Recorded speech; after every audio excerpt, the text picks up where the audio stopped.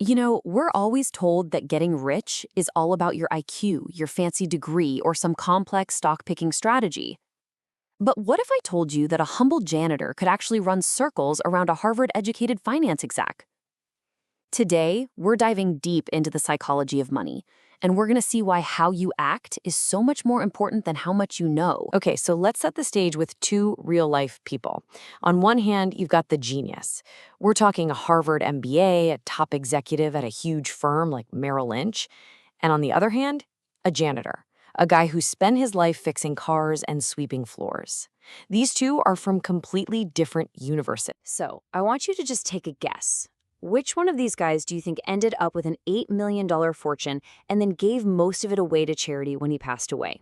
The answer? Well, it's probably not who you think. All right, let's unpack this tale of two fortunes, because it shows us something totally fundamental and honestly a little counterintuitive about how money really works. First up, let's talk about the genius, Richard Fuscone. I mean, this guy had it all on paper, right? The education, the killer job, a mansion so big it had 11 bathrooms. But his behavior, that was the problem. He got greedy, he always wanted more, and he borrowed a ton of money to pay for this crazy lifestyle. And then, boom, the 2008 financial crisis hits, his whole house of cards collapses, and he goes completely bankrupt. And now, let's look at Ronald Read. No fancy degree, no high-power career. He just lived a simple life, saved what he could, and quietly bought shares in good, solid companies. And then he did the most important and maybe the hardest thing of all. He just waited for decades. He let the magic of compounding do its thing. You know, that incredible process where your money starts earning its own money and that money earns even more. And this is the absolute core of it all. Financial success isn't really a hard science like physics or chemistry. It's a soft skill. Things like patience, discipline, and not getting too greedy are way more important than what you learned in a textbook. Your behavior, not your brain, is what really builds wealth over the long run. But that brings up a big question. Why are our behaviors so different? To get that, you have to understand that we all see the world of money through our own unique lens. It's about your money and your personal reality. This is such a powerful idea. We might see someone buying a bunch of lottery tickets and think, that's just crazy. But the thing is, to them, in that moment, it makes perfect sense. Their decision is totally rational, based on the world they've experienced, and the story they tell themselves about how money works. Just think about how your birth year totally shapes what you think of as normal for the economy.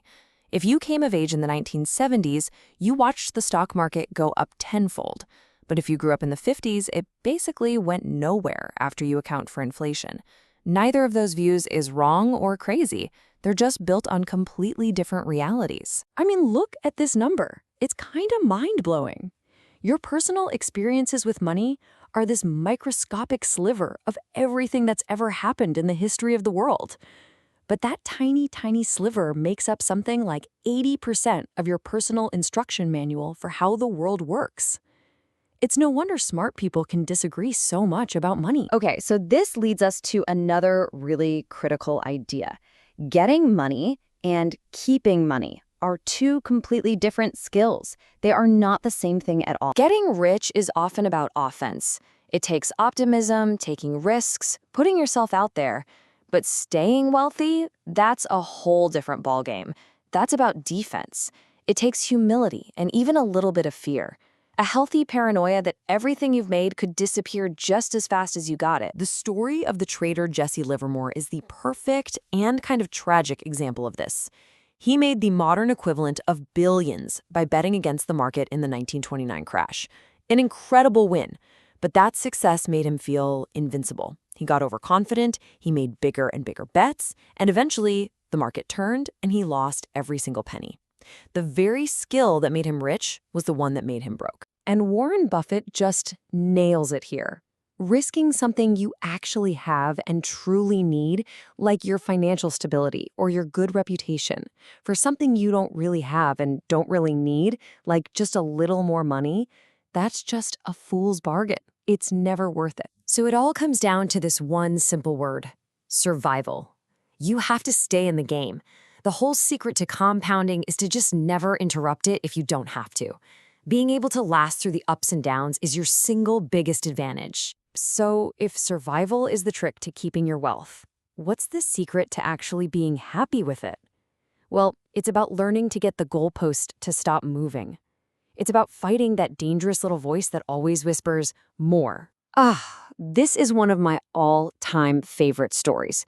The author Joseph Heller is at a party, and someone points out that a hedge fund manager there made more money in a single day than Heller had made from his massively successful novel, Catch-22, in its entire history. And Heller's response is just perfect. He says, yes, but I have something he will never have. Enough. Because that's the trap, isn't it? Social comparison. It's a game you just can't win. The rich baseball player looks at the superstar looks at the hedge fund guy looks at Warren Buffett. The ladder just goes up forever. The only possible way to win that game is to refuse to play. And this gets to the real difference between being rich and being wealthy. Being rich is about your income. It's visible. It's the big paycheck, the fancy car, the huge house. But being wealthy, that's hidden. It's the money you don't spend.